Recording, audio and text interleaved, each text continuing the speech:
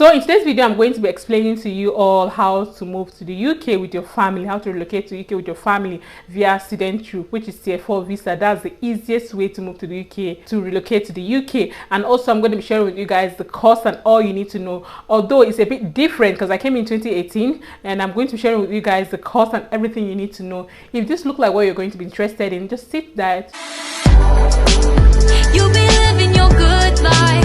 Catch a glimpse from the outside, then you see me now, see me now, see now.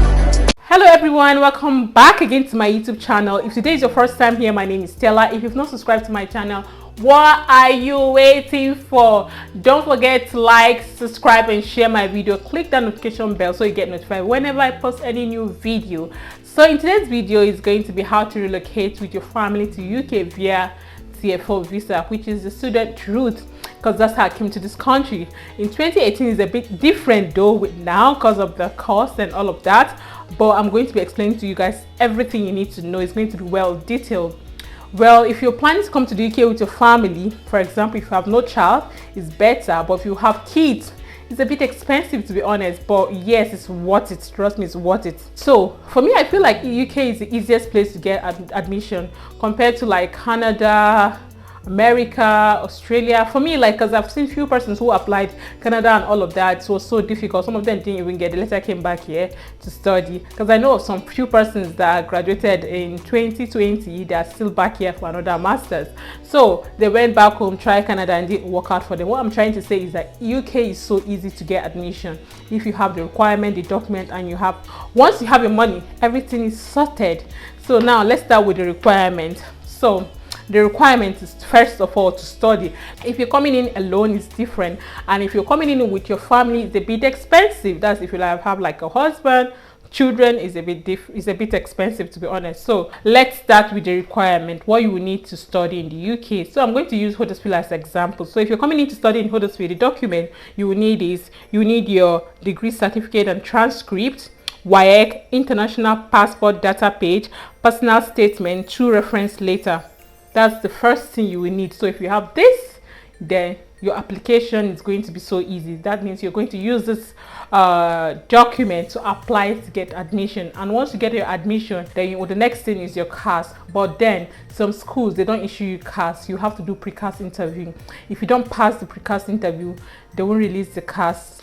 But in Huddersfield, you don't have to do pre-CAS interview, but I think in Bradford, you have to do pre-CAS interview. And once you don't pass the pre-CAS interview, they will not release the CAS for you. And mind you, without CAS, no school. So yeah, but if you don't have the confidence, if you don't think you can do all those interview process and all of that, to be honest, I would advise you to go to schools that don't do interview. Anyway, some person say it's not that difficult, but if you just feel like that interview is not for you, just apply to schools that don't do pre-CAS interview. For example, Huddersfield don't do it. The other universities that don't do it. But one thing I know for sure is that Bradford do pre-CAS interview. And after the CAS interview, if you pass, they release the CAS for you. So now let's say they release the CAS. So the next step after you've gotten your CAS is to pay your first initial deposit. So before, usually they used to have this scholarship, but now it's a bit different. So now let's say, for example, I'm using University of Huddersfield. If you're coming to study management, let's say the school fees is 16,000. Before, in 2018, usually you get scholarship of 4,000.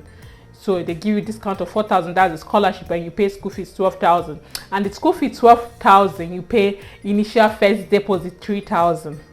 Yeah, but now it has changed. If you're coming in to study management, school fees here in Huddersfield, is now is 16,000, and initial deposit is £5,000. It's no longer £3,000. It's £5,000. And again, the scholarship is now based on your grade. So now the scholarship is based on grade. If you have first class, you have 4,000 scholarship. That's 4,000 discount from 16,000. That means your tuition fee will be how much? 12,000. And if you have second class upper, your discount will be 3,000. That means your tuition fee will be £13,000. And if you have second class lower, your tuition fee is 16,000, and they give you scholarship of £2,000. That means your school fees will be 14,000. So now the scholarship is based on grade. So if you're coming in, if you have first class, just know your school fees are going to be 12,000. That means 4,000 scholarship off. And if you have And if you have second class lower, your scholarship will be 2,000 lesser, and that means 2,000 discount, and your school fees will be 14,000. So that's just it. So after making your £5,000 deposit, I'm using Huddersfield. Every university have their own protocol and their own rules and how much they make first deposit. I think the University of Bradford, I don't know, but I'm not really sure. I think it's £2,000 to be honest. But sometimes it depends on the cost though, and depend on the school. But I just know that Bradford is a bit cheaper, slightly cheaper than Huddersfield. So yeah, I'm just using these two places for example. So after you make your initial payment and you make the first deposit, which is 5,000 now in Huddersfield, I'm using Huddersfield, it's now 5,000. After that, then you have to, so the next thing is your IHS. Your IHS fee is $1,020 and your visa fee is $510. So this IHS and visa fee is for a single person, but if you're coming in with your husband or your wife and children, you're going to pay the same amount for each and every one of them. IHS and visa fee, you're going to pay the same amount. So now the next thing is your bank statement. What is going to be on your bank statement is your living in expenses. Living in expenses used to be £9,200, but now it has changed. It's £9,207. This is UK for you. They always like to add a little bit extra. I don't understand and I don't know why, but yeah. So if you're coming in as an individual, like a single person, just one person, you pay £9,207. But if you're coming in with your dependent, that's like maybe your wife or your husband, or your partner or your kids, then you have to pay. You're not paying to them, I mean, but you're going to leave the money in your account. That's why they say you're going to show proof of bank statements. So it's going to be on your bank account. So this money I'm talking about, this living in expenses, is going to be the money in your account, because they're going to require your bank statement before issuing your visa to be sure you have money for expenses in the UK. Already they know this UK is not easy and they don't want liability. They want people who have the money to spend in the country. So yeah, it used to be 9,200, now 9,207. So if you're coming in alone, that's all you're going to pay. But if you're coming in with your dependent, your children, your husband, your partner, your boyfriend, whoever is depending on you is going to pay. So your dependent is going to pay 6,120. What I mean by your dependent, that means either your husband, like I said, your boyfriend, your children, your partner, whoever is depending on you. This money is going to be in your account. You make sure you keep this money aside in your account, because they will need a bank statement of 1 month, which is 30 days, to show proof of fund. They usually say 28 days, but me, I call it 30 days because it's a month bank statement to be sure that you have money to spend in the country. So aside from this money, if you've not finished paying your school fees, then you have to pay the remaining balance of school fees in your account. Like I said, for example, if you're coming to Huddersfield to study, you make your first initial deposit £5,000, and that means your school fees balance is going to be left with, let's say, 8,000. Like I said, it depends on your grade, the scholarship and the discount you're going to get. Let's just say, for example, it's 8,000 that is remaining balance of your school fees, but it depends on your grade. Like I said, the scholarship, that is the discount you get for paying school fees, is going to be based on your grade. So that's why I say, let's just use, for example, £8,000 that is remaining balance for school fees. So this remaining balance, they expect you to have the money in your bank account. But mind you, if you want to pay all your school fees, you're free to go. You're free to pay all the school fees. But the truth is that some persons don't pay all. Some persons don't pay all. When they enter the country, they work and pay the balance. But that's by the way. But if you want to pay all the school fees, you can still pay. But if you don't want to pay the school fees, so when submitting your bank statement, they expect you to have your remaining school fees balance and your living expenses in your bank statement. So make sure you have all this. To be honest, if a dime is missing, you won't get your visa. So make sure, in fact, make sure you have like a little extra on top, just in case, whether deflation or inflation, all of that story, just make sure you have a little extra on top, because you don't want to hear a story that touches the heart. So once you submit that proof of statement, the next thing is your visa. And to be honest, trust me, once you have everything, once you have the requirements, the documents, everything, to be honest, you're going to get this visa.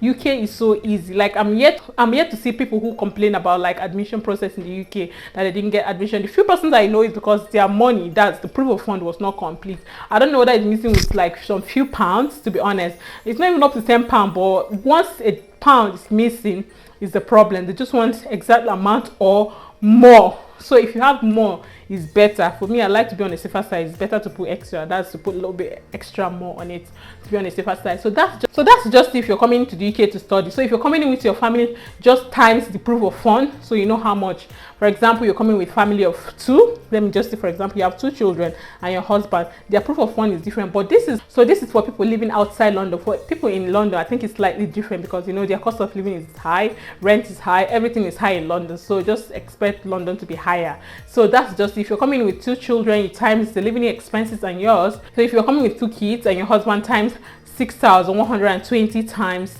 3 plus your own living expenses. So once you times, you know how much you need to have in your account, and also add the remaining balance of your school fees if you have not paid all your school fees. That's just it with UK. So the benefits of coming here with your family, to be honest, for me, I feel like the fact that your children will be going to school for free, and like if you want to have more children, well, obviously hospital is free. If you're coming with your husband or partner or anybody, I mean your dependent, at least the person will also be working and be supporting the family. I know it's not easy, to be honest. UK is never easy, but for me, I feel that's the easiest route. I know lots of people have been applying for job, applying for that one, applying, but once you have your money, apply for student visa. Trust me, that's the easiest way. And once you're in the country, it's easier for you to get other opportunities, because once you're in the country, you know what's happening, you know where to go, you know where to apply, you know where to go in person and all of that. So I feel like it's easier if you're in the country, to be honest. So yeah, if you're planning on coming to the UK, trust me, this is the exact amount you're going to pay. Let's say you're doing the application process yourself, then you have nothing to spend. But if you're using agent, most time they charge. For me, I have agent and she charges agent fee, and to be honest, I don't even blame her for charging agent fee, because sometimes some persons ask questions.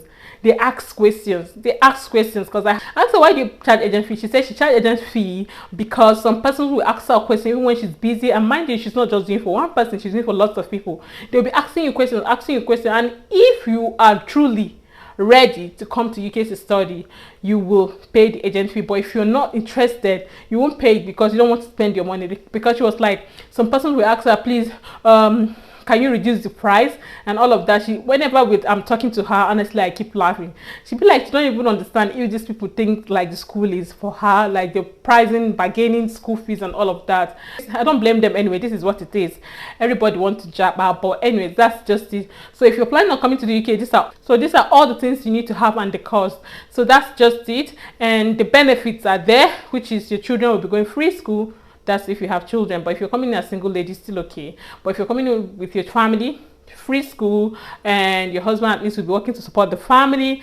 That's just the main thing, to be honest. So yeah, that's just it for today's video. I decided to share with you guys the easiest route to come to UK, so that for those of you who have been hustling, job hunting and all of that, if you have the money, just give it a try, and I believe 99% that you're going to get this admission and everything is going to work out. Well, we've come to the end of today's video, guys. If you find this video informative, don't forget to give this video a thumbs up, like, subscribe and share. Leave a comment below on what you think about this video and what you want me, and what kind of video you want me to post next. I'll see you guys in my next video. Bye guys.